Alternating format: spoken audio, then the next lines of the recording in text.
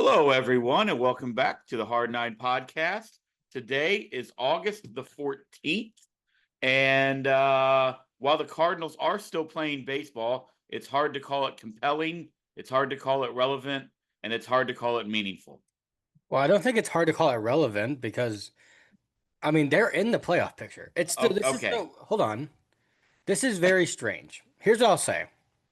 They're 4 games back right now. The Mets are playing currently, so it could be 4.5, 3.5. By the time you see this, it'll be one of the two.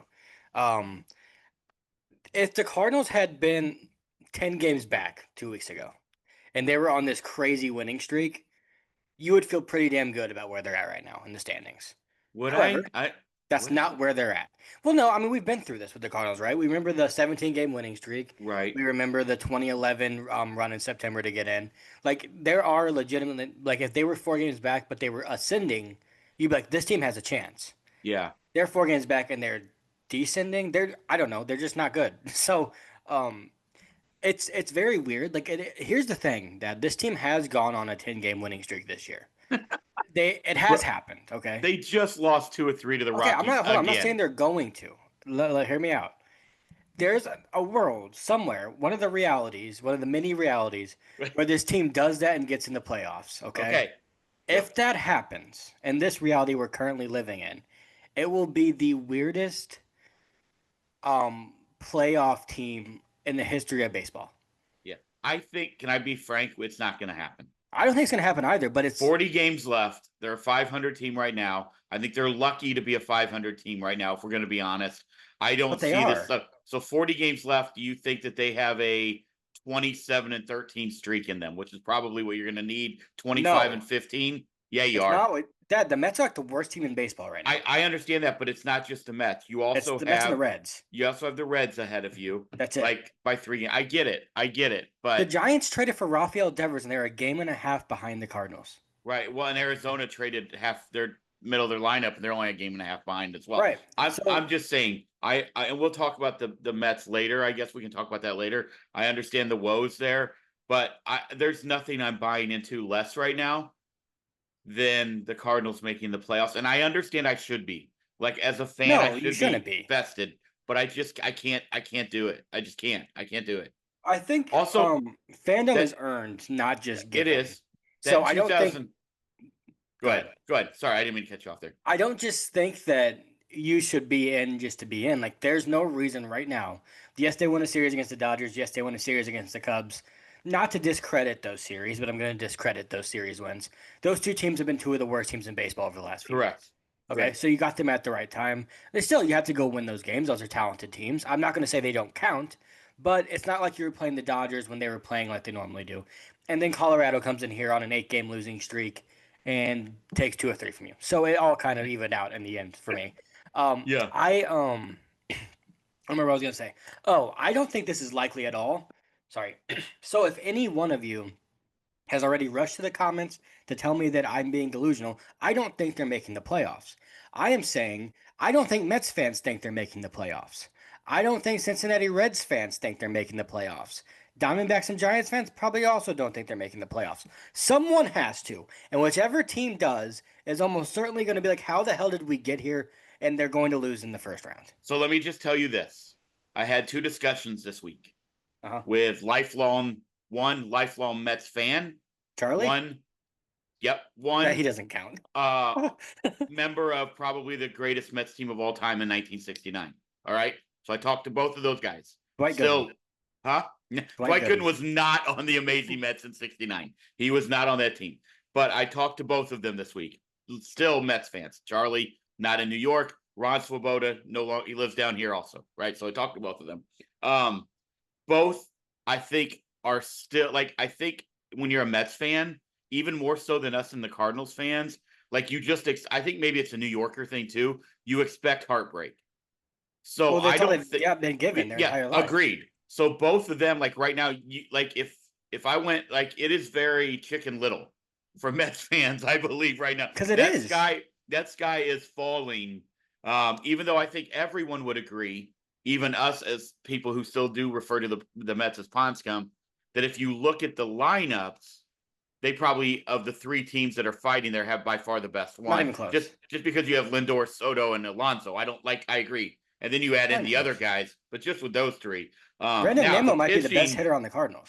The pitching has been which we all sort of saw coming, I think, with the Mets. The pitching is what has really faltered them. But it is hilarious as Cardinal fans always talk to Mets fans, or like I said, former Mets players, and just get their take on it and feel their temperature, and just the way it goes up and down so quickly. Yeah. But I guess my point is, I have a couple of points here to piggyback off of this. One, like I said, I don't think Mets fans right now think they're making the playoffs. Now, they do not. Right. But I think we can all sit here and agree objectively, since we're not in that fandom and watching them every night and seeing how they're just blowing leads every single night right now. They're up 3-2 right now. We'll see if they can hold that one. But from an outside perspective, they are almost certainly the team I would bet my money on to make it out of the 3 or 4 or 5. We agree. Although, can I say, I'm not rooting for, but I'm kind of vested in the Reds simply because they got Hunter Green back. They're about to get Lodolo back, who has been insanely good this year. Yeah. I don't trust their offense one iota. Like there's Ellie, and that's about it with their offense. But what their pitching staff has done, and shout out to DJ there, like he is, like, as a pitching coach, he's got to be fired up with what he has there. Like that, I'm kind of vested in them a little bit. I also think there is, like, I say a lot. I think managers are overrated. I do think Terry Francona is definitely helping them out. Not to shit on David Bell. I think he was fine and got dealt a bad hand. Correct. But Terry Francona definitely could be. I mean, we saw him with Cleveland and rosters that weren't as talented go on runs to make it in. It wouldn't surprise me if they do. And they're a game back, so they're right there. But so I want to kind of bring this into the conversation I wanted to start today. I think the Cardinals are only far away from contention. Which, by the way, if we want to be literal, they're 4 games out of contention right now. Right, correct. So they're still not that far, even with the roster being as it is. Even though I think we can all agree, it feels like they're farther away than standings would say. They're only as far away as ownership wants them to be. The Cardinals are a middle-of-the-order bat, like a legit one. I'm talking about a guy that you bat third every day, and you know almost 5 of the 6 months of the year he's going to be your best player. And a top-of-the-rotation arm and a back-of-the-rotation arm that's better than Miles Michaelis. That's 3 players. It's a lot of money, but it's 3 players away from being a playoff team right now. Right. And I do. Okay, let me just ask you this. Do you say that in the hopes and the belief that, I mean, it's kind of been our opinion on here for 3 years, that you could throw together a bullpen by just signing as many arms as you can and hope that 6 of them stick? Is that kind of what you're looking at? Or do you believe that JoJo is a legitimate closer for next year on a I think Riley O'Brien might be. Do what? I think Riley O'Brien might be a legitimate closer. Okay. But here's the thing, Dad. Since they traded Ryan Helsley, Phil Maton, and Steven Matz, 3 of their 4 to 5 best relievers, wherever you're going to put Matz in that equation. But they're 2 best relievers for sure, and then other guys behind him. Before yesterday, which JoJo gave a 2-run home run, it's baseball, it happens. Before that, Riley O'Brien, JoJo Romero, and oh my gosh, there's one, Kyle Leahy. The 3 guys they were using at high leverage had a 1.1 ERA since those guys had left. Yeah. So the one thing that Mosaic's done a really good job at since Chaim Bloom came over, so I wonder who's actually doing it, is building bullpen depth. If you want to look at, though, and Ollie deserves credit for this as well because he's putting guys in situations to be successful. The one thing the manager has the most control over in baseball, other than the lineup card, which sometimes some managers don't even have control of that, but it's the bullpen. And Ollie their team has outperformed where they should be by every single metric, where it's like expected win, loss, all that stuff, because of their bullpen and because they don't blow leads, which we're saying this after they just blew a 9th inning lead, but most of the time they do not. And it's been a revolving door, really. Like, you look at it last year, it was Kittredge, it was JoJo, and it was Helsley. This year, it was Helsley, JoJo, Maton, Matz, and Kyle Leahy. You had Fernandez last year, too. Right, Fernandez as well. And then now it's transitioned in the middle of the year, and it's still as effective, if not more effective. So the bullpen, I'm just not at all concerned about because that's the easiest thing to address. Agreed. And so my whole point here is if they had, let's just say Kyle Tucker. He's the free agent out there. He's having kind of a down year, by the way. But he's the free agent that's out there. He has an 830 OPS. Yeah. which is a good year for a baseball player. It's not a $500 million. To be fair, he's been on like a 3 weeks decline, which we'll talk about the Cubs later. But yes, I agree. Well, that's part of his season. Like that's what he's done. Like he's been slightly better than Ivan Herrera by OPS only. Okay. Anyway, if you were to add a guy like that and take his normal production where he's a 900 OPS guy, I think the Cardinals have the supplementary pieces that are better than any team they put around Goldie and Arenado. They just need the Goldie and Arenado, and then their team is like that. That might be their best team they've had in the last decade. Let me ask you about a guy who just broke the Mets home run record. Pete Alonso? Yeah. By the way, how pathetic is it that that's their home run record? So Charlie and I, Charlie Kelly, New Orleans legend here. Just because if you know him, you know him. Yep. Lifelong Mets fan, and we were just talking. I think they were third lowest for their home run total. The Mets were. I think the Padres are lower. By the way, do you know who has the Padres? Manny Machado. Yeah. Charlie told me that last night. I would not have guessed it was Machado. Who would you have guessed, though? I don't know. I guess Gwynn only because of longevity. Well, he doesn't have. You know what I mean? What did Gwynn have? Like 200 career homers? Yeah, but Machado's like just not a lot more than that. Right, but Machado is 30 every year. Machado might not even beat at 200. It might not even be 200. That might not be the number. While he's on the Padres? When he's on the Padres, yeah. And I think the other one, Charlie said, was the Diamondbacks. I swore it would have been the Rays with... There's no way it's the Diamondbacks. He said it was with Luis Gonzalez has to have that. He does, yes.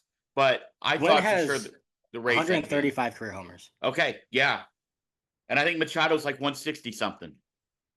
Luis Gonzalez only has that record because of his... Either way, yeah. And also, to be honest, I didn't know. I just learned last week when he tied it that Strawberry had the Mets record.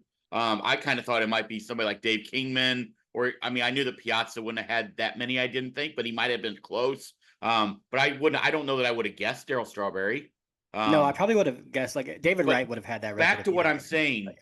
Where do you stand on a guy like that? Like, no, because here's the thing. I know. I get it. But to be honest, I think the one thing that the Cardinals are really void of is right-handed bats.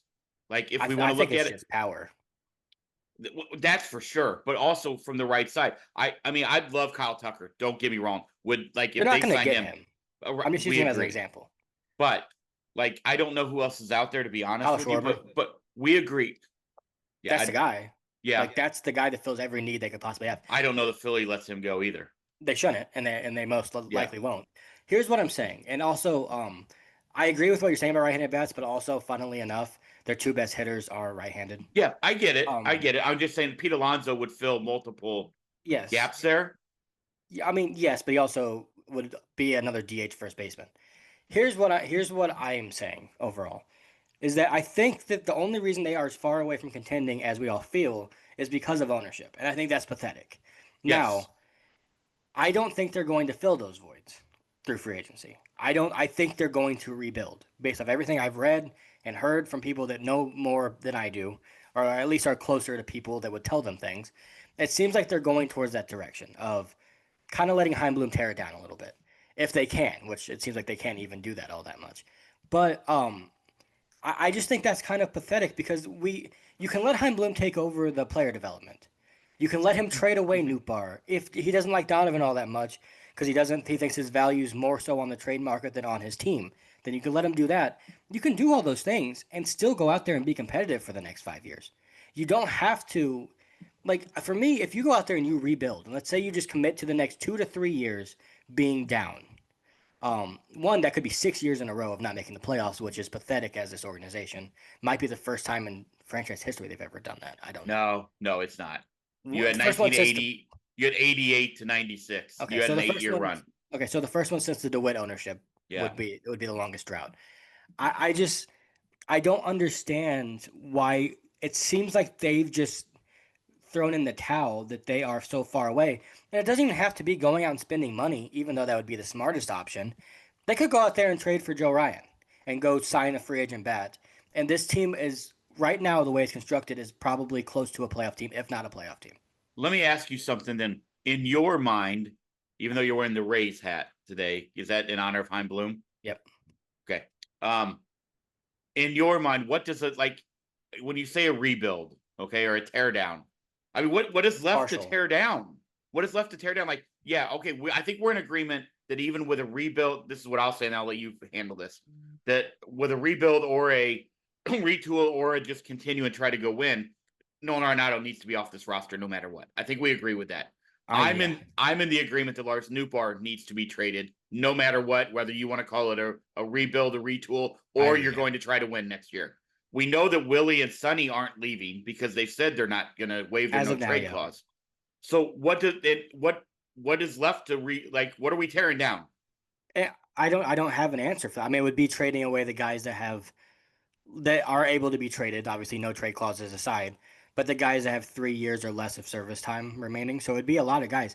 Here's the problem, and this is the biggest problem with a potential rebuild, is you have already, because you've been, half-assing your attempts at getting back to the playoffs with this current group of players, you've wasted years of Donovan, years of Nootbaar, years of Jordan Walker, years of Mason Wynn, years of Victor Scott. You've wasted years of these guys. So now the guys are supposed to be your next core. By the time you're contending, if you do this semi-rebuild, whatever you want to call it, basically what it actually is just I'm not spending money for a few years. Probably because he's afraid of the CBA and the lockout. I would assume that's part of it. All you're doing is these guys are gonna be gone. Mason Wynn's gonna need a contract by the time you're contending if you do this. Yeah, I think you just hit on something that was probably the root of all of it, and that's the CBA that's looming for 2027. Or is that Christmas of 26, right? And that December. It'll be after next season. Yeah. I think it's up in December of 26, and I think that's going to be looming for a lot of teams. We saw what the Twins did, right? Like, I mean, they're trying to sell the team, but yeah, not anymore. I just read that they can't sell it. Off, he took it off the market, but the DeWitts are not.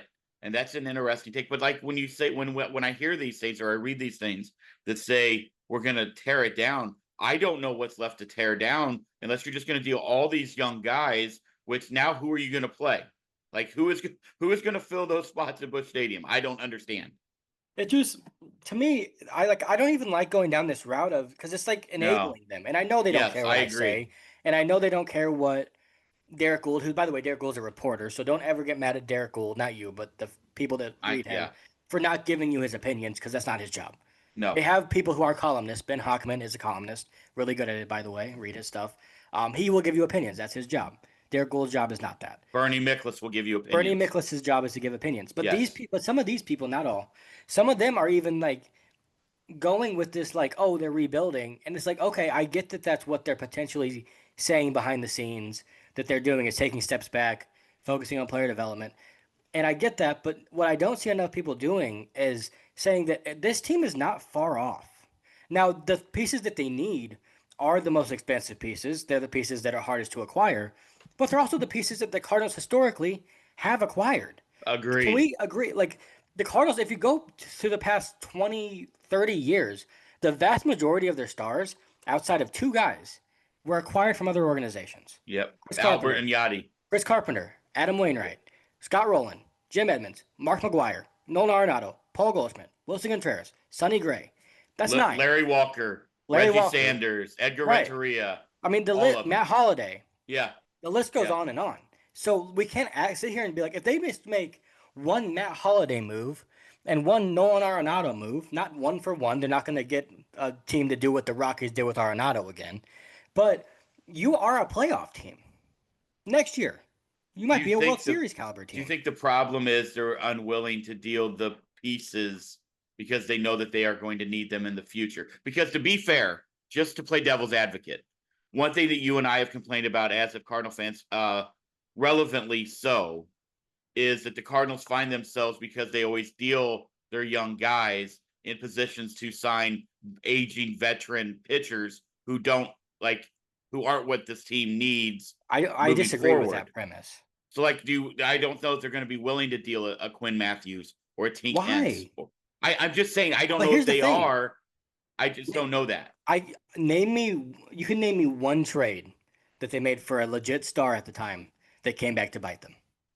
Are we talking about the Mark Mulder trade? No, the Ozuna trade. Oh, yeah. I'm talking about under Mozeliak's tenure, under give me the last. Look at all the trades I just talked about. Which one of those do you regret? The To Ozuna be trade honest with you, they let that Ozuna trade bite them in the ass because they probably could have extended him. Now there was that whole kerfluffle that happened there that we know about with him. yeah, a lot But of Marcell Ozuna stuff. He also agreed, wasn't very good in St. Louis. right? He had one pretty good year, but He yes, was we like, agree. he was okay, and he couldn't Yeah. catch a fly ball, and there was But no the funny thing is, hindsight tells us that.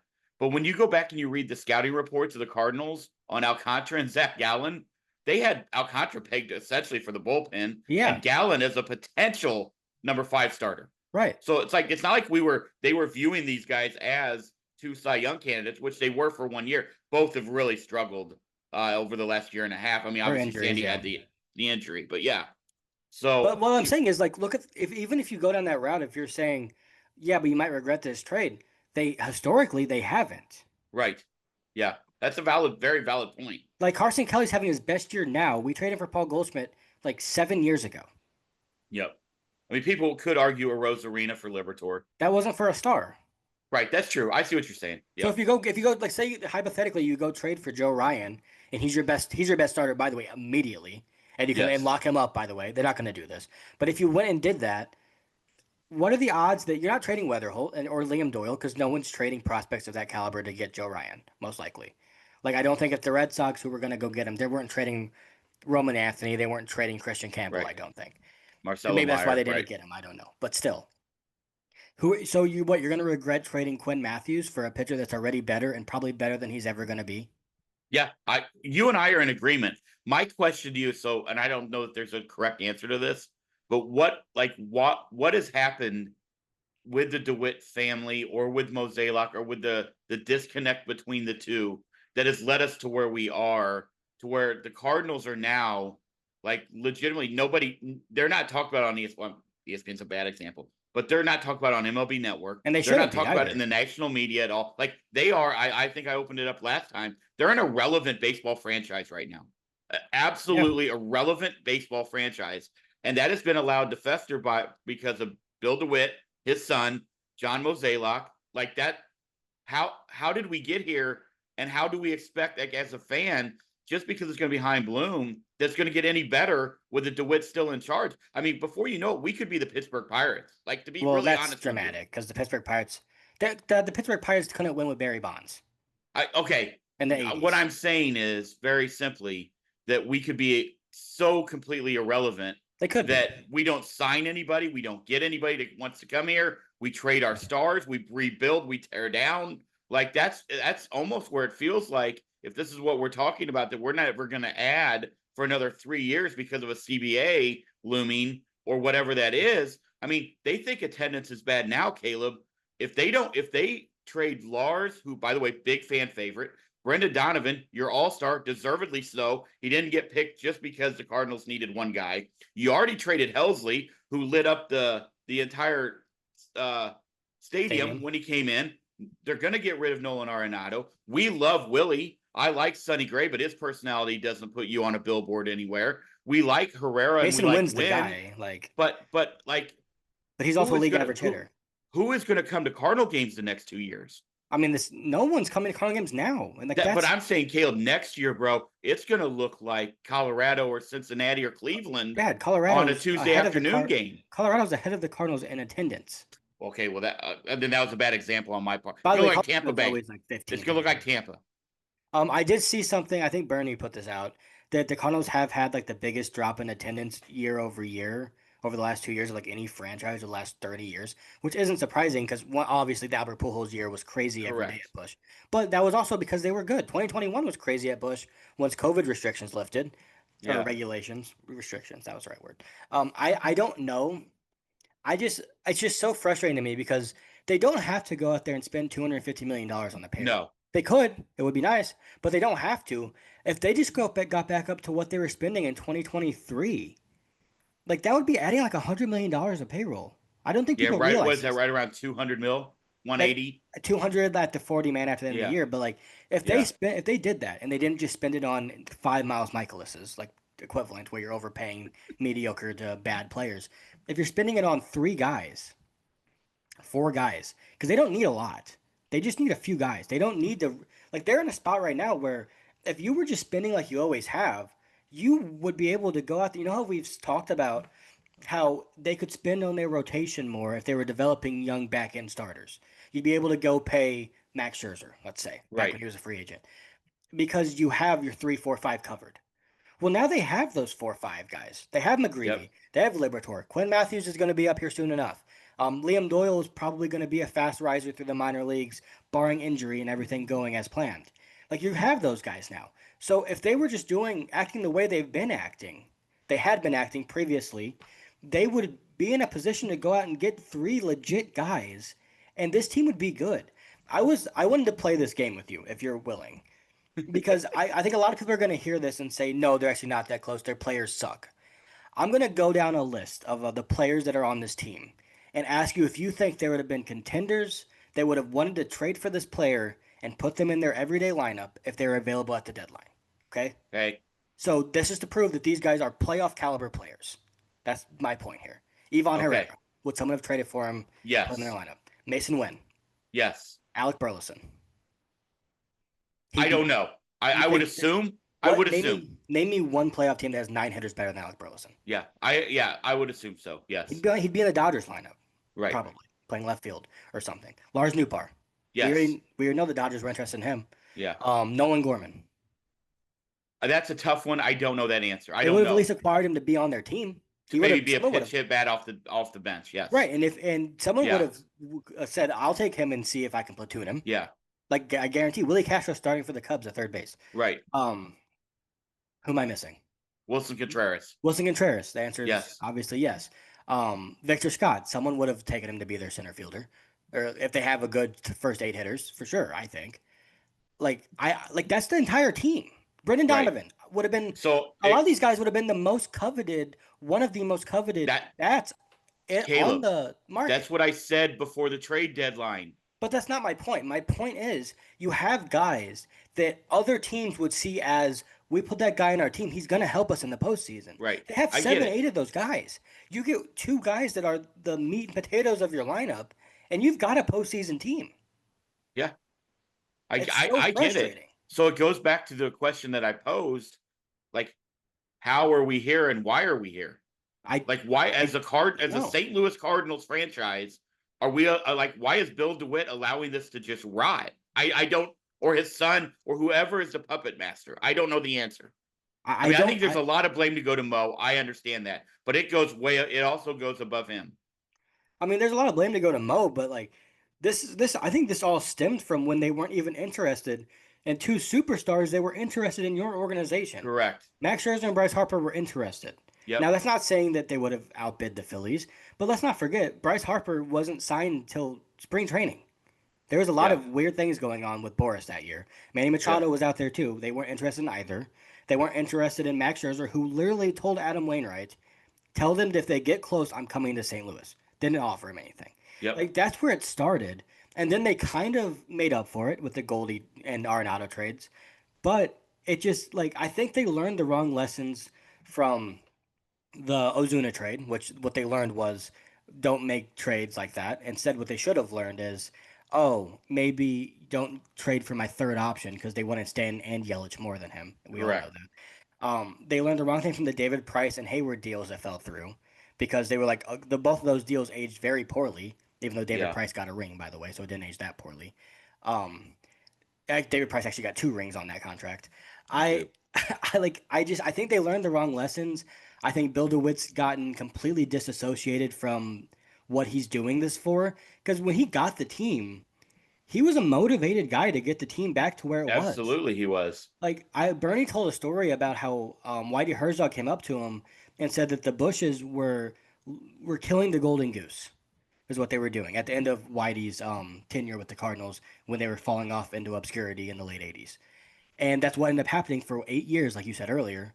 And history is repeating itself.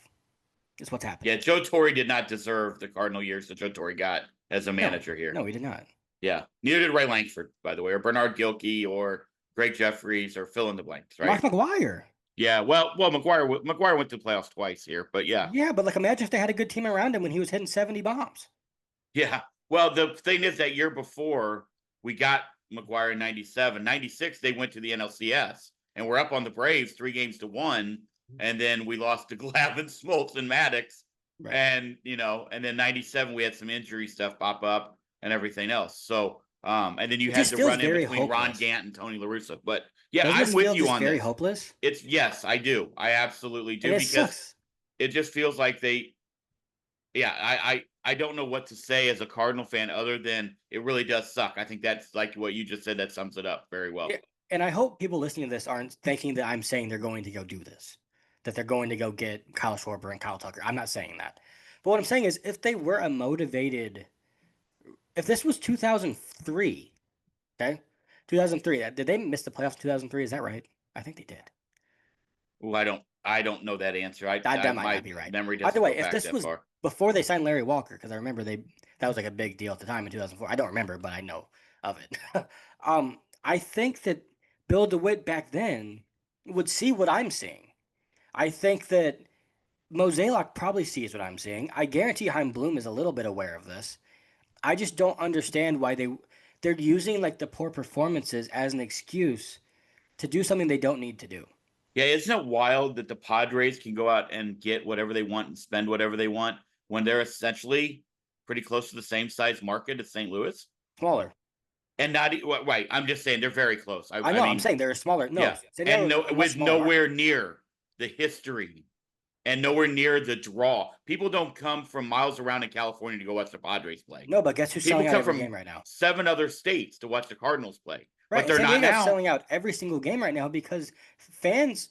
I think fans want to know that both the athletes and the ownership group and the front office and the coaches, everyone care as much about their organization as they care about it. Yeah, That's all fans ask for. That's why we love Wilson Contreras, because when you watch him play baseball, and Nolan Arenado, when you watch those guys play baseball, their amount of care for what they're doing and the team that they're playing on comes across on the screen. back to what I said earlier, even though I kind of was speaking in hyperbole, I do believe the Cardinals franchise is closer to the Pirates than they are the Padres right now. I mean, statistically, that's incorrect. I'm talking about where we are as a franchise with development, with retention of players, with bringing in quality free agents, with being aggressive in the trade market, with being aggressive in free agency. That's what I'm talking about. Yeah. I don't know if I agree Do because I you think think that the Pirates are. Brewers have hurt the Cardinals because the Brewers do everything what most people would say is the wrong way and they continue to win? Do you think that's hurt the Cardinals and they see No. what the Brewers have done and think, why can't we we can do that too? I would say no because they've implemented none of the things that make the Brewers successful, which is their entire minor league development system. But that doesn't mean that they don't believe that they've implemented it, is what I'm saying. My answer to that would be no because we've always had Okay. those stories.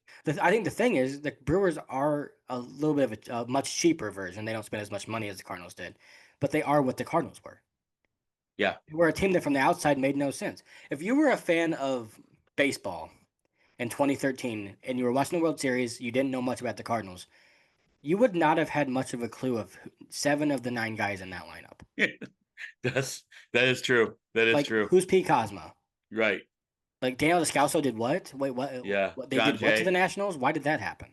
Like, Yeah. that's what would have happened back then. All right, so let's talk about the current guys who are currently in Cardinal uniforms, and who we've been talking about obviously for 2 years, 2.5 years now, and maybe you're turning a corner, and that's Nolan Gorman and Jordan Walker. Mhm. Both now we also do see nights where neither or one of or whatever are not in the lineup, which does sometimes make me scratch my head because I don't understand why those two are not in the lineup every damn night. But I'll let you address all of that. I don't have an answer for that, and I don't even. Well, I think the answer is the Cardinals want to recoup value on Lars Nootbaar for the offseason, so he has to play. Victor Scott's a part of your future; he has to play. Um, Alec Burleson's one of your best players. Ivan Herrera is one of your best players. Neither of them really have a position; they have to play. That's the reason. And Nolan Gorman can't throw a ball from third base to first base for some reason. I don't know how, but he can't. Uh, let's start with Gorman because I think he's been a little bit more.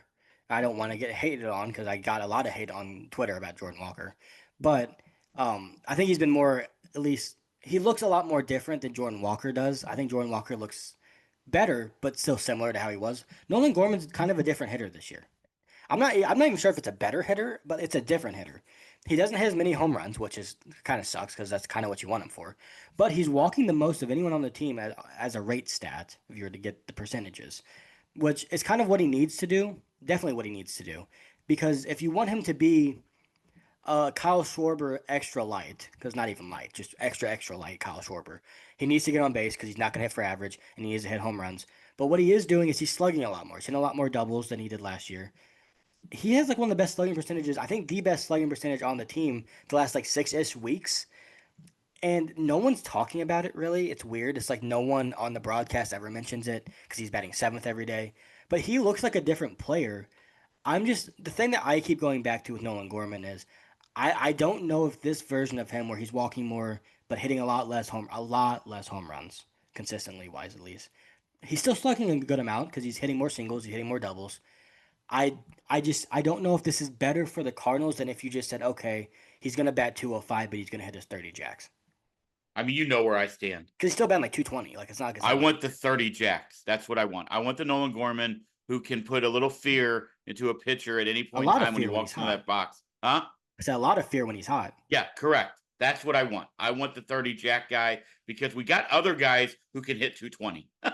Like, you know what I'm saying? Like, I mean, we got that. So what we don't have is anybody who can consistently hit the ball out of the ballpark anywhere we go. Yeah.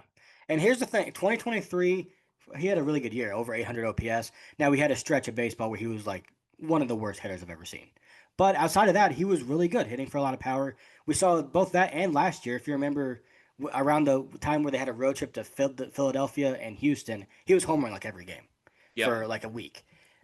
He had those stretches those 2 years. He hasn't had that stretch this year. No. Now the hope is, and this is where the development part comes in, is that if he can keep this new approach where he's walking more, not striking out as much, still a lot, but not an unplayable amount like it was last year, and just hitting more doubles, looks a lot more like the guy we saw in 2023 than the guy we saw last year in terms of just his approach. If he can bottle that up and then get his power back because we know it's in there, then you've hit a home run with him. So right. I get why they're doing this with him because the hope is to have something more than what he was. Because what he was unplayable for 6-week stretches at a time, and you don't want that from your former number one prospect. So right. I get why they're doing it. It's just we have to find out, I guess, if he's capable of putting everything together. And so far the answer has been no. And it's also been no, kind of, because he's not playing every single day. So we don't really know what he can do with a full 2 months of being in the lineup basically every day. Even though preseason we were told this was going to be the year for Nolan Gorman to get 500 at bats. I mean, it was going to be until Nolan Arenado decided not to go to Houston. I mean, that's fair. I mean, it's fair. They couldn't move him, and you're not gonna bench Arenado. Like maybe they should have, but they weren't going to do it. Now switch on to Jordan Walker. What did you do on Twitter? As you know, I don't get on there. So what did you do? So before he went on his hot streak, well, I guess he was technically already on it, but it wasn't. He was on like a Jordan Walker hot streak where it's, yeah, he's hitting balls that are just infield singles kind of. And he's getting 3 hits. But what Kareem said was that Jordan Walker hasn't done much to playing wise to earn his runway. He hasn't like earned it. That wasn't him saying he shouldn't get it, but he hadn't earned it, which is just objectively true. He had not earned it. Correct. He was horrible the last 2 seasons, including this season. And I agreed with him because I was like, yeah, obviously, who doesn't agree with what he just said? And I got hated on because the game before he went 3 for 3 with 3 singles. And then, of course, he had that big game against the Cubs where he a legitimately good game. He hit 3 balls over 105, hit that massive homer that gave him the lead, which was a great game. And I think people are of the mind that when you criticize somebody, or not even really criticize, just state objective truths that can't be argued, that means you don't want that player to succeed because you're saying that they're not playing well, which is just weird to me. I want Jordan Walker to be great. I want him to be the best player that's ever put on a Cardinal uniform. That'd be awesome. But that doesn't mean you have to ignore where he's at. Now, here's the thing. Confidence in baseball is a very real thing. We all know this.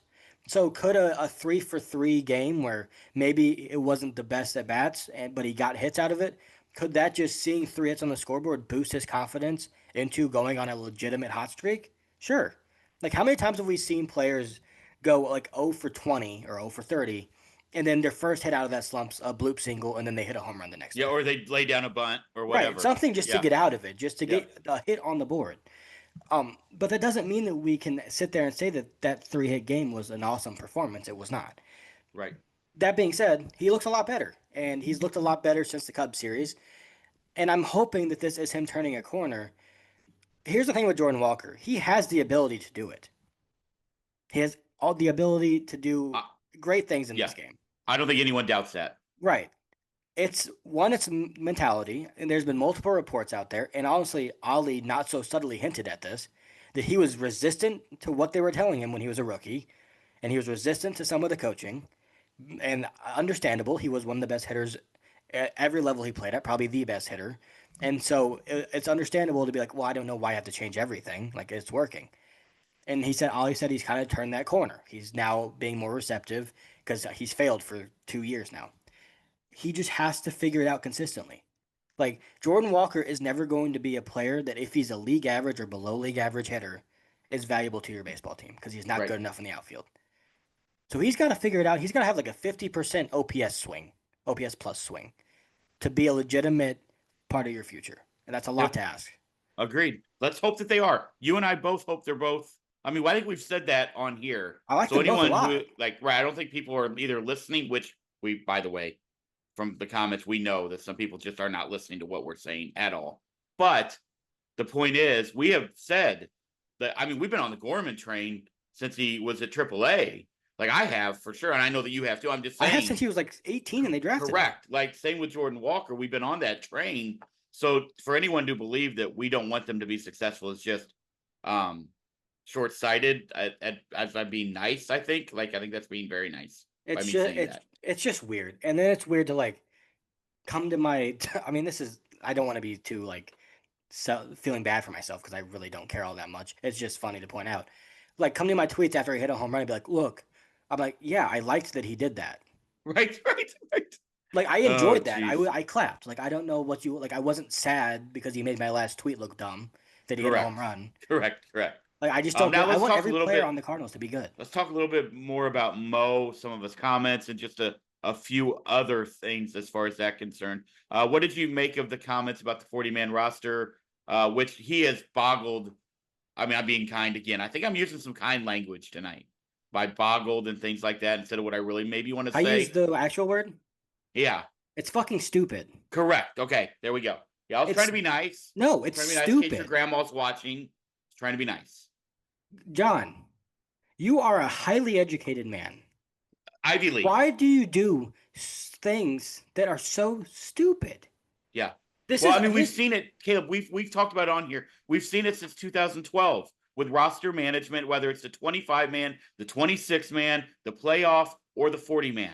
It's almost like it's a Rubik's Cube for them. And what I mean by that is I could never do the Rubik's Cube. The only way I could ever do it is if I tore the stickers off and then put them back on so they looked all cat-eared and everything else. I can't do it either. But that's the only way I could ever do it. I don't care. Now there's YouTube videos, whatever. Back before that, could never figure it out. That's John Mozeliak in roster construction. It's just, let's explain what he said before, because some people are probably like, what are you talking about? So what he said was, when he was asked about Quinn Matthews and J.J. Weatherholt potentially being the two guys that gets called up in September, because I'm sure you guys know, but just in case you don't, it used to be all the 40-man came up. It's no longer that. It's now 28 players, so you get 2 additional roster spots. You're going to use it for 1 pitcher and 1 hitter most of the time. I don't think you can bring up 2 pitchers anyway. I think there's rules against that. And people were asking, hey, what if it's Quinn Matthews and J.J. Weatherholt in the hypothetical world where this team is completely out of the playoffs at that point, and you just want to see what those two have in the big leagues?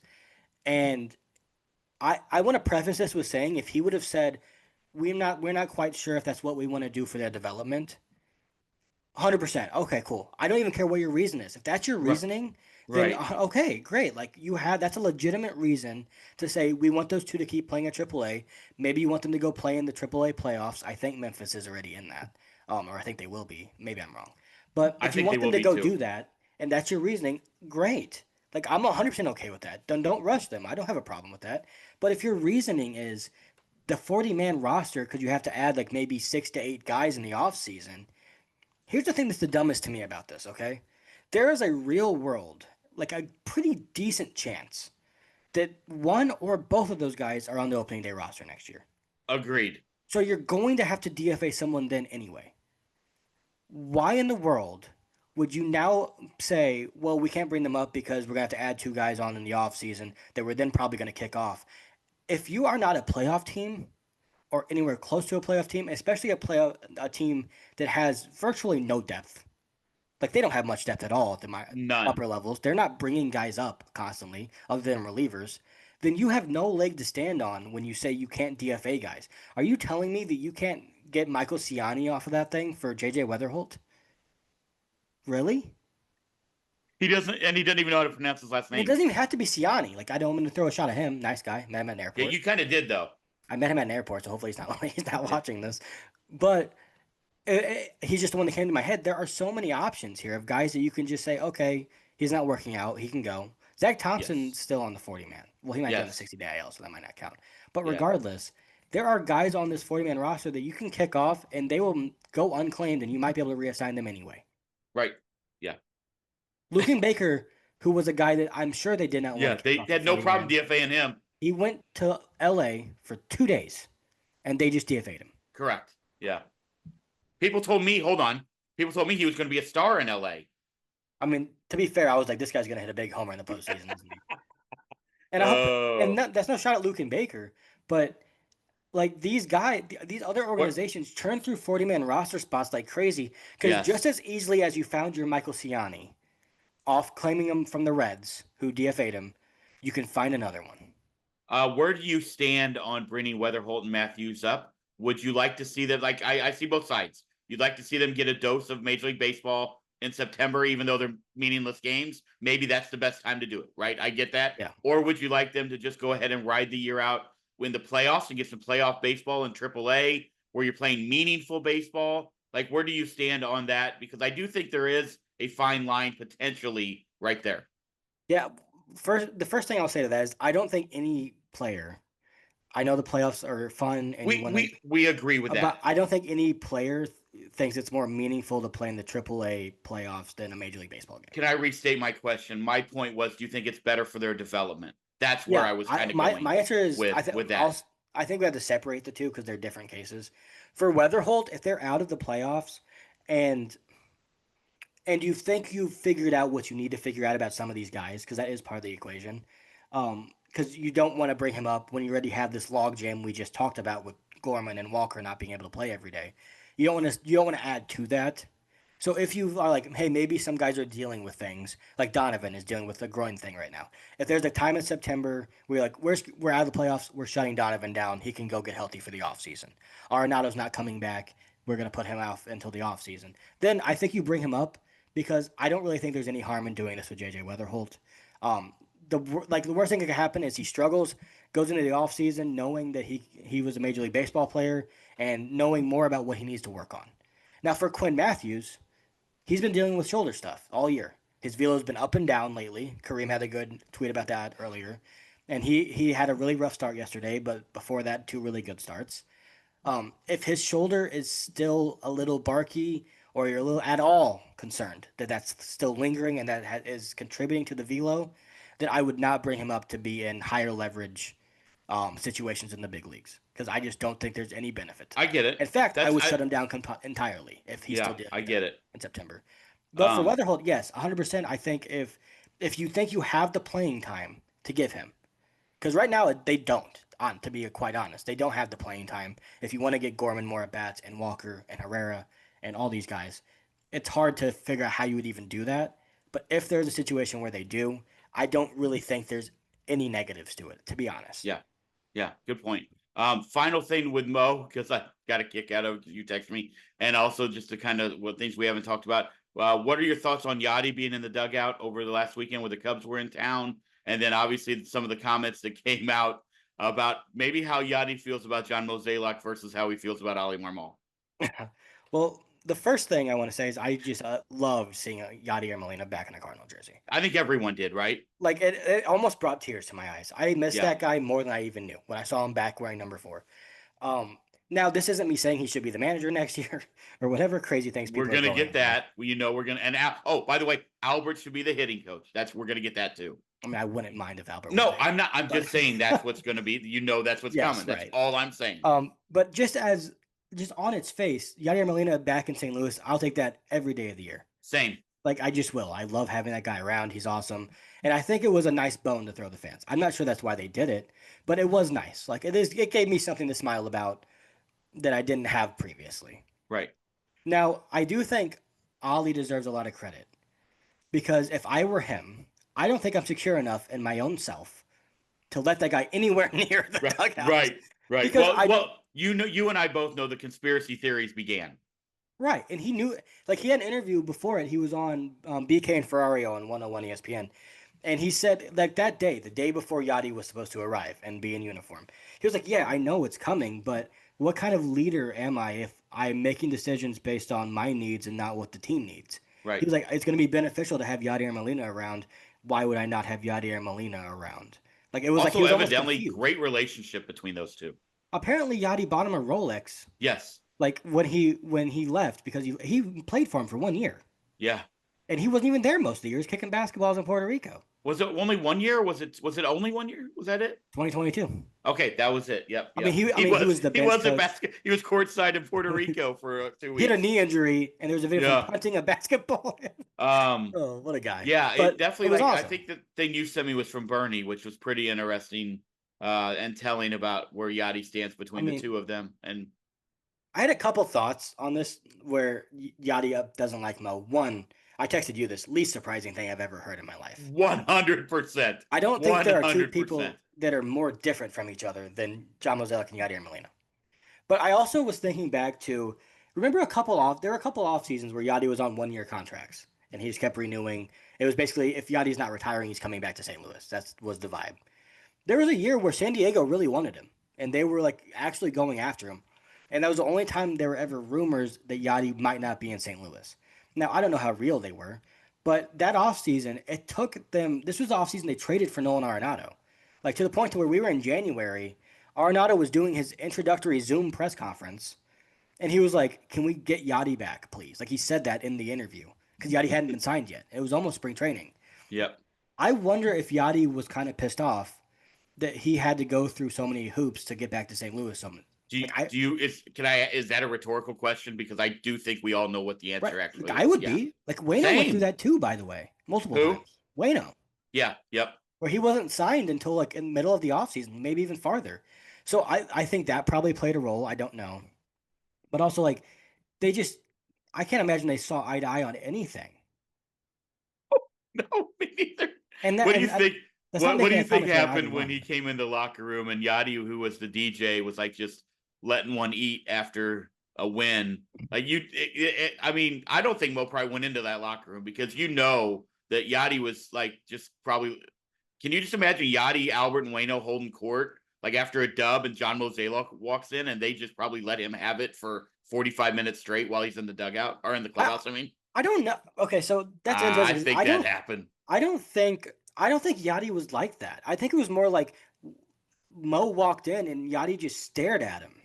Maybe that's it. Maybe it was just between the three of them. Do you know what I mean? Like maybe they're whispering. You know how you do that when somebody walks in and they know you're talking about them, but they don't know what you're saying. Maybe that's how that was handled. Yeah. I mean, I don't think Wayno was like that, but maybe Yachty. No, I don't think Wayno was either. And we know Albert didn't have the great relationship with Mo. We know that. No, not at all. A lot of that had to do with contract negotiations. Yeah. Now, to be fair to Mo, contract negotiations, Bill DeWitt. Okay. Yeah. He's the one that controls most of those things. But that didn't surprise me at all. I also honestly, genuinely don't care all that much. No, I'm with you. In the end, I thought it was awesome to see Yachty back. I'll take it back all the time. What better than Cubs weekend, right? Like what better? Yeah, and he got to wear the City Connects for the first time, which I thought was cool. Like, I think I have my doubts about Yachty being ready for full commitment to be a full-time coach, just based on his actions, the fact he has a kid that's really good at baseball. That's I think looking like he might get drafted or signed sometime in the near future. Like there are things that Yachty has had even since his last season playing that were taking more priority than baseball for him at times. And that's fine. Like he did more than his fair share in St. Louis. It was okay to be checked out a little bit at one point. I'd like to go on record in saying I hope he doesn't do it until he's fully ready. And what I mean by that is enjoy, like you missed a lot of your kids' youth, even though we did see them in O'Fallon, Illinois at tournaments when you were playing and he was with the little guys. We saw that, like Granite City, wherever they were, we saw Yadi, it felt like on a weekend. But the thing with that, I would say, I hope he gets to enjoy watching this kid play and doing all of that and coaching the Puerto Rican team and doing whatever he wants to do, because I mean, I'd have a hard time personally jumping right back into it and missing everything that you were doing when you were playing ball. And that's, like that would be tough, I think, for him. Yeah, some guys need it though, man. Some guys just need I get it. Like this is off the beaten path a little bit, but I thought it was interesting to get into the psyche of professional athletes. It was Christian Yelich was on a podcast, I don't remember which one. And he was like the weirdest thing after hitting a walk-off home run or something like crazy, like doing a great thing. He's only done it once. He's only had one walk-off homer? Yeah. Okay, well, it was something like that. Remember when he was on his MVP year and it was like MVLE and he was just homering like every single day for like 2 months. And the pops in Milwaukee were crazy, like the crowd noises, I mean. He said the weirdest thing after doing something like that is going home to silence. Yeah. Just sitting there and being like, I was just the king of the world. Now I'm just a guy at home. Like I think that plays a role in guys like Yadi, who think about it for a decade after Albert left. He was the biggest noise the crowd would make every time was when he was introduced, when he did anything. Yeah. Now he's just living a normal dude life. It has when everyone's in a red jacket, right? Who gets the loudest pop? Willie McGee. Willie, Waino, Yadi, or Albert? It should be Yadi. I'll say Yadi. I mean, Willie has always gotten it. Like Willie gets another level of pop when they announce his name. Yeah. And I mean, for 82 and 85, like especially 82, we get that, right? An MVP year, 2 batting titles, a Rookie of the Year, a World Series title, also just a legendary human. And an NL pennant. But I think it's going to be Yadi. I truly believe that I truly believe that it'll be Yadi, because when in reality it should be Albert, simply because he's the greatest Cardinal. I don't think so. Since Stan. But Yadi stayed, right? And I think that's why it'll be him. Is he the only player of those 4 that was only in the Cardinals organization? Yes, he is. Yes. Absolutely, he is. Yeah. So, and Waino obviously never played for another big league team, but he was in the Braves organization. The Braves. But yeah, Yadi to me, especially as we're getting farther away from the generation and the tenure that was early John Mozeliak and Walt Jocketty, rest in peace, and Bill DeWitt's early ownership. That was an amazing time of Cardinal baseball for 20 years, 22 years. All right, let's hold on. I'm not done. Oh, I'm sorry. I'm sorry. Get to a point. Sorry, I was trying to get to something. I think the farther we get away from it, the one guy that seems to embody that and be the face of all of that and what that was and how great it was is Yadi. Yeah, I agree. Like no one like Albert, yes, amazing, but he was gone for a lot of it. Waino had some injuries in the best years, 2011. Waino wasn't playing. Right. And he also had some years where he was legitimately not good. And he also had the resurgence. We know that as well. Right. And when Waino was awesome, but he's also not a Hall of Fame baseball player. Yeah, there's an argument, but yes. He's not a Hall of Fame baseball player as voting currently stands. Yeah. Because Phil Hernandez is not in. So correct. Yet. He hasn't been out 5 years, has he? Oh, he's been on the ballot for like 3 years. 3 or 4 years. My apologies. I thought this was like 4 or 5 in my opinion. Feels like he was playing not too long ago. All right. Anything else you want to hit on with the Cardinals before we take a trip around Major League Baseball? Because I got some questions and I want to get your thoughts on some things. My last thing, and then I won't go deep into this, but I think Ali Marmol deserves a ton of credit for how he's managed the last 2 years. I think we've talked about that on here. I agree 100%. And people who hate him will never do it, but that doesn't matter. The point is, yes, we agree. They hate him because he's been set up for failure by the organization, and that's not fair to him. And I think eventually he's probably going to be fired, and it's going to be a really, honestly, like he was never set up to be here long term because of the circumstances. But that guy deserves a ton of credit just for this baseball team still being in the hunt at all, and their bullpen still being good after trading your three of your best bullpen arms. Like that guy, I don't envy the situation he's in at all. I get he's a major league manager; it's a great situation, but in terms of like in the game, relatively speaking. But I think he's done a more than admirable job. So here's what I think, and I'd like to get your take on this before we move on. I think when he gets fired, whether it's this year or it's next year, or maybe it's not, maybe they give him the full time. I'm saying in my opinion, I don't think he's going to be with the Cardinals much longer. That's just my thought. Okay. I think he'll be back next year, but after that, I don't know. Here's what I believe will happen. He will go to an organization that is set up to win, essentially, maybe, and have a ton of success. And we're going to hear the people who hated him clamoring on, like, oh, typical Cardinals, they fired Ollie. Like, I think that's what's going to happen. Because Ollie is a smart baseball guy. I don't care what anybody says. Very smart baseball guy. Good at what he does. And I think if he gets to an organization who will give him players to help him, I think he could be a very, very successful in the terms of a Cora, in the terms of an AJ Hinch, in that kind of mold, Dave Roberts, in that kind of mold out there in baseball. I think he could be that way. He's gotten one competent baseball team, and they were the best baseball team of the last 10 years for the Cardinals. Correct. Yep. We agree.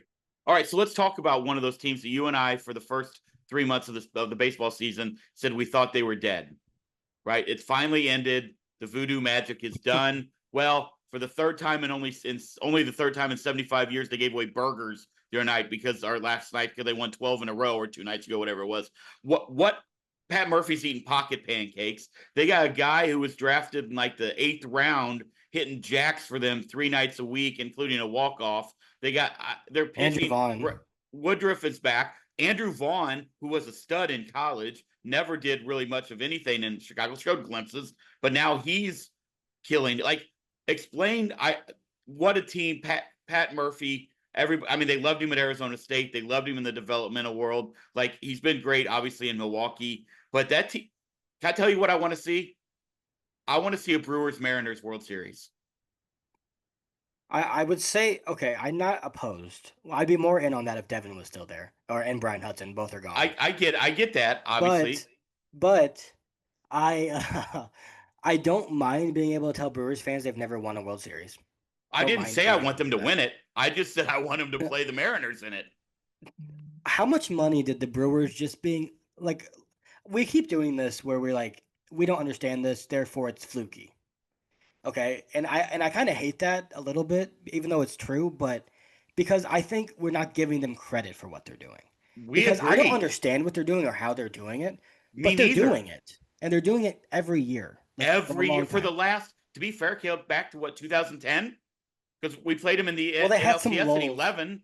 It's for me where I would start this of where they've really turned it up, because back then it wasn't confusing. It was Prince Fielder and Ryan Braun. Right? Yeah, and CC Sabathia, Giovanni Gallardo, and some really good players. Yes, but Aramis Ramirez, Cardinal killer. Oh gosh, yes. Gosh, gross. Anyway, Corey Hart. Ugh, JJ Hardy. Right. The list goes on and on. Correct. Nyjer Morgan. Do you remember no one was hated more in 2011 in St. Louis than Nyjer Morgan. That's for sure. Ryan Braun. I think it was Nyjer Morgan and the way he ran his mouth. That team's my least favorite baseball team. Maybe never exist. Yeah. Right. So anyway, sorry, didn't mean to hijack there. It's really been since they got. Remember when that offseason they got Yelich and Lorenzo Cain that offseason. Yep. It's been since then really where they've started this ascension. And I'm not going to sit here and try and even understand how they're doing this, because I just don't, to be quite honest. Because they've gotten rid of Josh Hader, Corbin Burns, Devin Williams. Is that it? There's more probably. Who am I missing? Lorenzo Cain left because he had his career. Willie Adames. It just goes on and on. But the thing that I love about this is that the Chicago Cubs are 8 games back of the NL Central right now. And I was told that this team was – I told you that there's no way this offense was going to continue doing this. All of a sudden, Pete Armstrong's almost under an 800 OPS. Yeah. All of a sudden, Kyle Tucker's down to an 835 OPS. They pitch hit Justin Turner for Pete Crow Armstrong the other night. Yeah.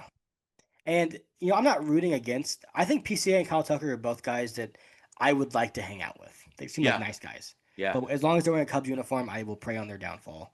I think it's so cool that the Cubs suck again. I just needed this in my life. They lost again today, by the way. All these Cubs fans that were so happy or sad.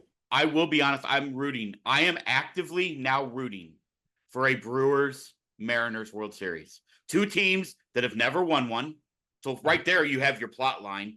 Major League Baseball would say, oh, we hate that because it's Milwaukee and Seattle instead of the Yankees and the Dodgers, right? Or whatever, the Padres and the Mets, fill in the blank, okay? But 2 teams, the Brewers haven't been since 82.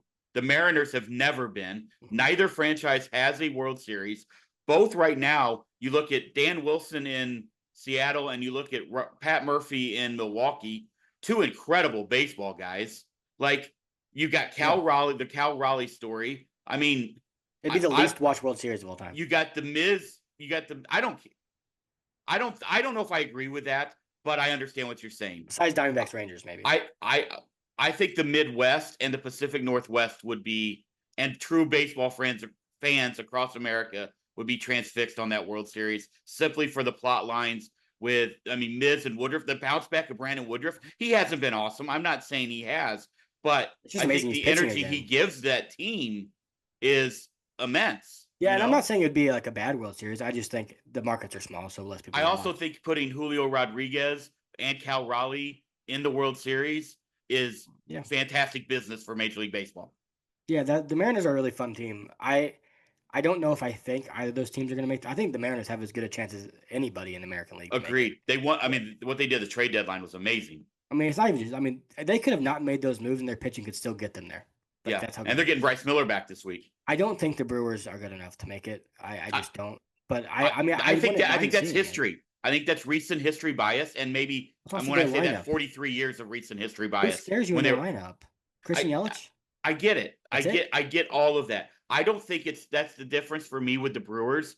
It's the sum of the parts.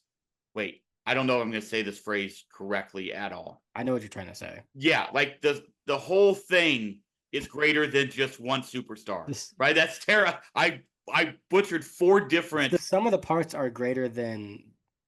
I don't think that's right either, because there's something about the whole in there. But what we know is that I just feel like the entire unit. The whole is greater than the sum of its parts. There we go. If that is that's close. I don't think it's right. The one close. That I was going for, because I do believe that. Like, I believe that is I do team too. That clicks together. Like, that lineup is like, it's like clockwork, bro. They just put up 4 runs in 4 innings on Skeens the other night and made it look easy. They're scoring double digits. They're eating cheeseburgers. They're eating pocket pancakes. I don't know, but now. You are correct. It could easily crash and burn in a 5-game series in baseball. There is no doubt about it. Yeah. But I also believe that maybe there is some magic up in Milwaukee right now. And it would be cool to see them go on a run. Like, I wouldn't even be mad. There's also a month and a half of baseball. Sorry, I did not mean to cut you off there. Yeah. But bingo. Sorry, didn't mean to cut you off. They could have gotten. The Cardinals did this in 2022. Yeah. They were insanely hot, and then they cooled off the last 2 weeks. Yeah. So possible, but with them, who knows? What do you make of the absolute cold streaks of the Mets, Yankees, Dodgers, Cubs? Do you see that as just a blip in a baseball season, or do you believe you can break down each team if you'd like? That's up to you. Or do you believe that there are bigger problems with those franchises? Like, when you look at the Dodgers, if we're going to be quite honest, and if you're a betting man and you have FanDuel, I'm betting on the Dodgers to win the World Series simply because I'm looking at Yamamoto, Glasnow, Snell, and Ohtani. That's going to be you go up against that in the playoffs. And then also you look at their lineup, who doesn't have to click 1 through 9 like the Brewers do. They just have to click in parts, right? They have to click one, 2, or 3 has to click one of the correct. 3. We agree on that. And then maybe it's a Tommy Edman, or it's a Max Muncy, or it's Kiki Hernandez. Who knows, right? I don't know. Mookie Betts gets hot finally, something. Right.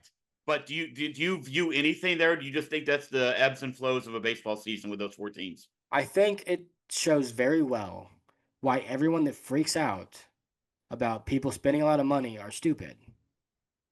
Here's the thing.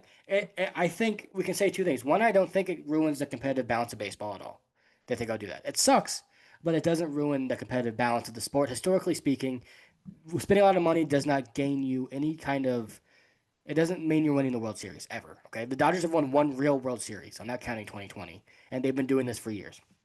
But even though it does ruin the offseason, we can all agree on that. The offseason's more boring when the Dodgers get everybody, but it doesn't ruin the season. But also, I also don't think these teams, for how much money they're spending, Cubs aside, okay, let's put them to the side because they're not spending that much. I just don't think they're building whole rosters. The best team here, in my opinion, most complete team, is the Dodgers, obviously. But the Yankees and the Mets have massive glaring issues for how much money they're spending. Especially on the pitching side, right? Yeah. Like The I think these offenses, I think owners, the offenses are both. Stanton has been unbelievable. He's hitting right, 300 with like a 380 OBP, and 12 playing home right runs field. in 40 games. Like that lineup, and Austin Wells has been really rough lately. Ben Rice kind of getting a little more He's playing been time than awesome. him, but I Ben mean Rice has that been awesome. lineup is legit. So Could we be. know that at any point in October, you get a couple guys hitting bombs.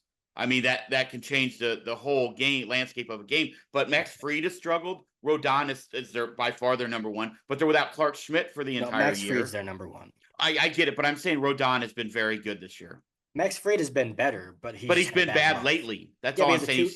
I know, but he has a 2.9 ERA. Yeah, yeah. He's been awesome. He's gonna be the center. San Diego overtook LA in the West. Is that I mean that's that home field and that difference between what a break in the first round and not. That's a big difference. That's a big to do right there. I'm not saying it's gonna again. It's August 14th, but I think don't think this is a secret. If you were to score who won at the trade deadline, the two teams are the Mariners and the Padres. And we see how both are really surging at this point. Now, you could say that's stock people would say that's the initial surge and then it's going to plateau. But maybe, right. I don't know. Maybe not. I think the Padres are interesting. I still don't really like their lineup, but I think Ryan O'Hearn helps a lot. I don't know. I think all four of those teams can go to the World Series. The other one too that is really strong. I think the Guardians are only a game back of the Tigers right now. Is that true? I think so. Look that up. Because feel free to double check that, but I do believe that is correct. That might be true. The Tigers aren't that good. They're 6 games back, Dad. Oh, really? Okay, well then I was wrong. Tigers have 70 wins. Yeah, they were insane to start the year. There was just no one. Yeah. They had a 14-game lead like 3 weeks ago. Look at the Tigers team. They're not good. Yeah, well, I'm just gonna say it. I'm sorry. It's interesting. I'm tired of pretending. They're not good. It's Riley Green and Terry Skubal. Yeah, well, Spencer Torkelson has 26 jacks and is having a really good year. Okay. Yeah, so I get it. Well, to be also fair, Torres has had a really good year. Javier Baez has had a resurgence. Like there are guys like that are having good years. Yeah, but yes, we agree. I just think like they are an 85-win baseball team that was insane for a while. I think you're correct. Javier Baez is having a good year. Good for him. We talked a little bit about Alonso. Just a few things. I mean, look at the National League and the American League MVP right now. I think in my mind, the American League right now it's Aaron Judge. Is Cal Raleigh. Aaron Judge is having maybe the greatest offensive season we've ever seen. Well, they said that last year. Yeah, because he did last year too. Is it bad? Dad, he has a 1.131 OPS for a 209 OPS plus. What is Raleigh's? Just to look it up. I'm not intrigued even to close. See what it is. I'm not even kidding. Like Cal Raleigh for a catcher, amazing. But he has a 931. I mean, Dad, this is perfect for math wise, so I don't have to do math. 200-point OPS difference. Yeah. Oh my goodness. That's the difference between Ivan Herrera and Nolan Arenado. Yeah. One guy we love and one guy we're saying get out of here at all times. That's valid. I don't. Yeah. See, this goes back to remember we had this discussion about a year ago on how we take superstars for granted until they're almost like we don't in the moment. I think maybe I take Aaron Judge for granted at times. Now, let me ask you this. Is it Ohtani or is Kyle Schwarber put himself squarely in that conversation for the National League? He's in the conversation, but it's Ohtani. With him pitching now at the not even just that. They're comparable hitters, Dad, and one's pitching too. But also he steals bases. Ohtani is four. Oh, you know what? I take it back. They're not even really that comparable hitters. Okay. Ohtani has a 180 OPS plus, and Schwarber has a 155. Yeah. And they're both DHs, so it's not like you can say, you are comparing apples to apples, except what we know is that with this argument, Ohtani is the Honeycrisp and Schwarber's the Red Delicious. Like that's the problem. Like amazing. Like the bagged Red Delicious you get at Aldi. Ew. That's the difference. That to him. That make him gross. It wasn't a shot. I said in the argument. Now you compare Kyle Schwarber to anybody else. He's now the Honeycrisp in the National League. Do you know what I'm saying? Right. Okay. Yes, I get your. That's a good analogy. I feel like it's an analogy. You definitely made one. It was good. That was pretty quality for those of you out there who like apples. That was pretty good. By the way, I would like it known that we did get a few comments. First of all, I would like to apologize to Dylan Bristow. You told me that I was going to ruin something, and I did. I did not mean to. That's just the vomit of the mouth. At times it happens. I'm sorry, Dylan. It wasn't that big of a deal in my mind. Hey, buddy, watch shows that happened 20 years ago. All right. No, I'm kidding. I am sorry for spoiling that. But what I did learn is that our YouTube responders, high IQ because of the amount of people who are telling you to watch the fucking Wire. Okay, before we move on completely from what we were just talking about, I wanted to say something about I just Kyle wanted to get Schwarber that out after you call before him I a bag forgot. I of want to apples. apologize. Do not steal Dylan Bristow's apology moment from me. I already laughed at him. So, but anyway, I because you call Kyle Schwarber a bag of gross apples from Aldi's. No, I didn't say gross. Said red delicious. Didn't say gross at all. I want to give him his a shout out real quick. I think Kyle Schwarber is going to be in the Hall of Fame. Same. Now, here's the thing that's going to be interesting. He's at 326 homers, 42 homers again this year. Dude's a freak. He's going to probably get to 500. Well, maybe not, but he might get close to 500. I think if he plays until he's 38, I think he gets to 500. How old is Kyle? 31, 32? 32. Okay, that's what I thought. Recently turned 32. Yeah, in March. So not that recent. If he gets to 500 homers, okay, so he's still got a lot of work to do. That's a lot of homers he still has to hit, and especially as he's getting into his mid 30s, he might have 500 homers in like a 25 career WAR. Like, well, I don't know what you do with that, but I still think, like, just watching, like we talked about this with Eugenio Suarez, where I said Eugenio Suarez, if he were to, in the hypothetical, get to 500 home runs, he never to me felt like an elite player. He's had elite halves. He had good seasons. Yeah. Kyle Schwarber is an elite player to me. Right. So I guess that's the difference. But let me ask you something.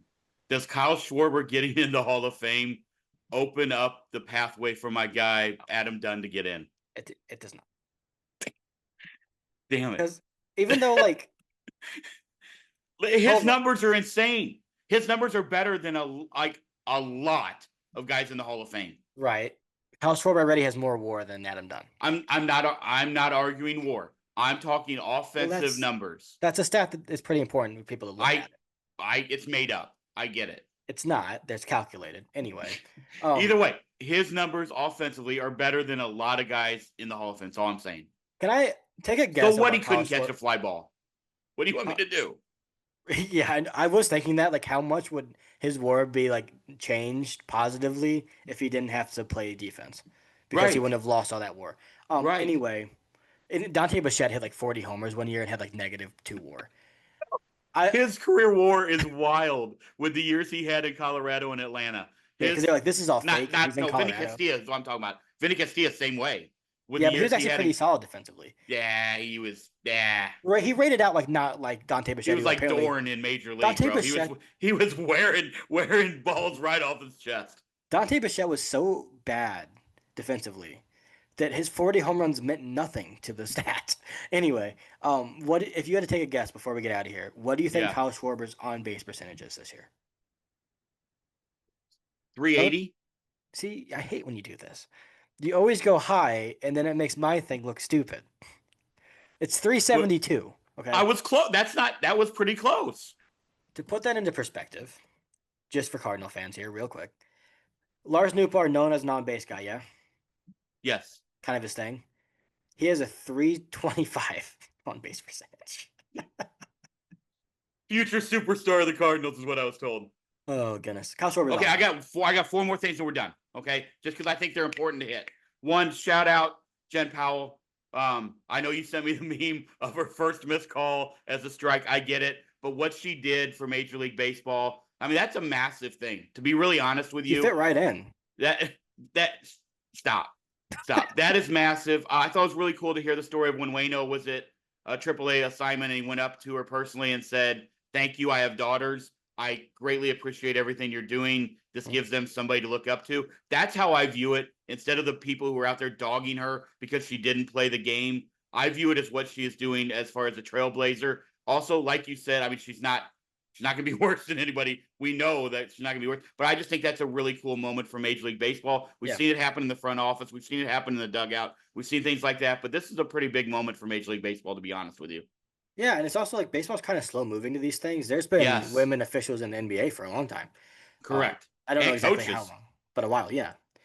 So it's obviously cool, and that was I mean, it was it was objectively hilarious that the first pitch she got to call was just a really bad miss on her part. It Now I was can't pretty imagine the rough. nerves. I think for Yeah. me, I would have just called it a ball just to be Do, safe, do but you she think she went was for it. just like, I don't care where this ball goes, I'm calling it a strike?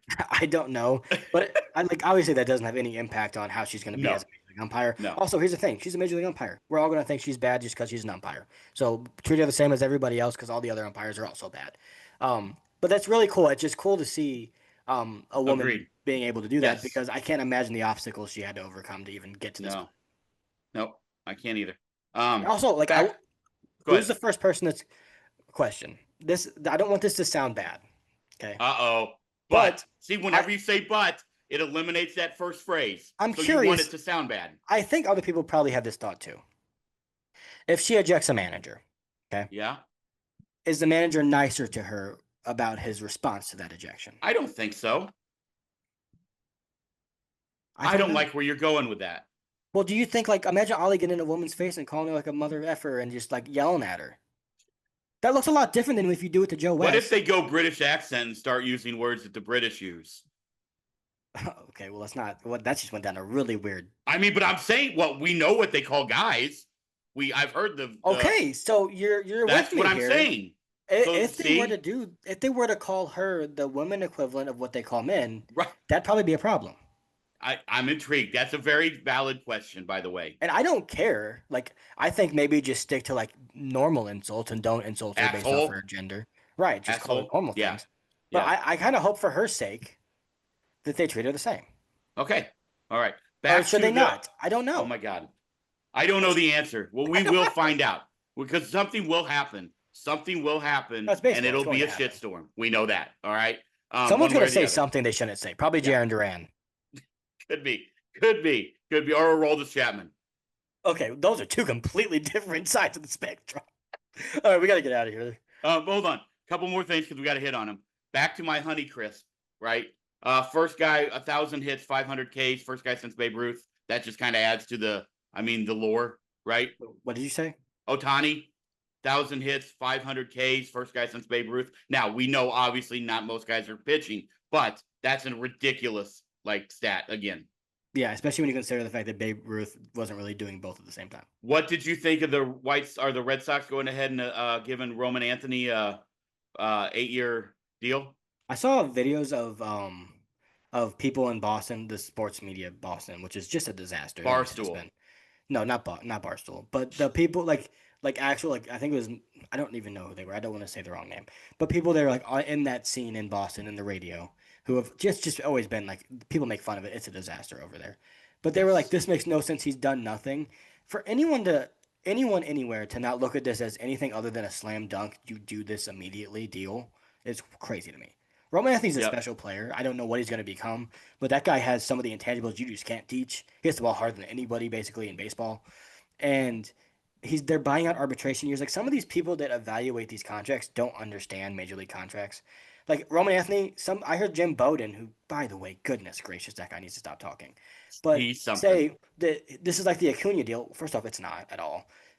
Second off, if you're Roman Anthony, and he said Vlad Guerrero got all this much more money because of this, Roman Anthony would be taking a much bigger risk to pretend he's going to be Vlad Guerrero Jr. than to just say, give me my $180 million right now.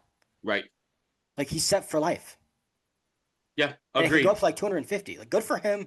Good for the Red Sox. I think that's a slam dunk. Both sides should have done that deal, and they did. Agreed, 100%. The guy that you talk about quite a bit, probably more than anyone in St. Louis, Jacob deGrom, fastest pitcher in Major League Baseball to get to 1,500 Ks. That's pretty impressive. Yeah, he's history of the game. Yeah, he's I think he's one. I think he's sorry. The most talented. I had that wrong. That was wrong.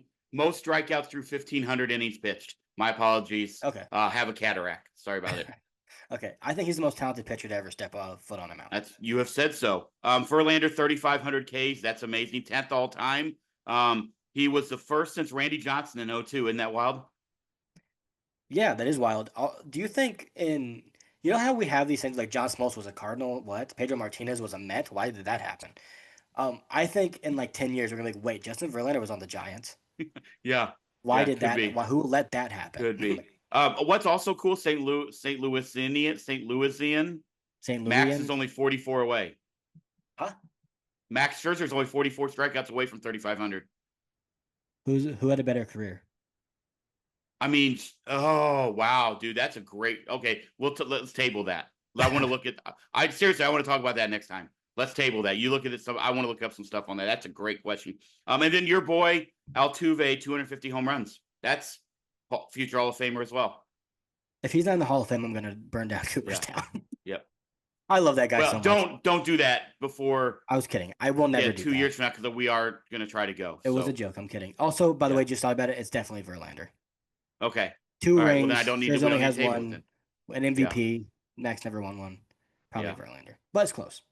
And Kate Upton. 2-time teammates as well. No shot, by the way, at Max's wife. I don't know what she looks like, but I do know who Kate Upton is. I don't know. Yeah. Can you imagine you got anything else? Max Scherzer's kind of intense. He's got the different colored eyes. What do you think they like? Do you think heterochromia? I think they call that. Max Scherzer can ever just relax? No. I think what does Max do in retirement, bro? He's gonna be like he's gonna run like what is the fitness that you do where you lift like tires and shit like that? What is that called? Like the Iron Man or whatever. No. What's the fit like where the guys CrossFit? go work at? There it is. That's what he's gonna run. Max Scherzer CrossFit, but you're gonna be picking up like big rigs and things like that. Or he's gonna do what like Randy Johnson and Marshawn Lynch are doing and just become a photographer.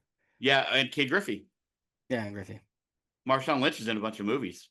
So let's get out of here, please. He was in Westworld. Also, by the way, watch The Wire, please. Watch The Wire, please.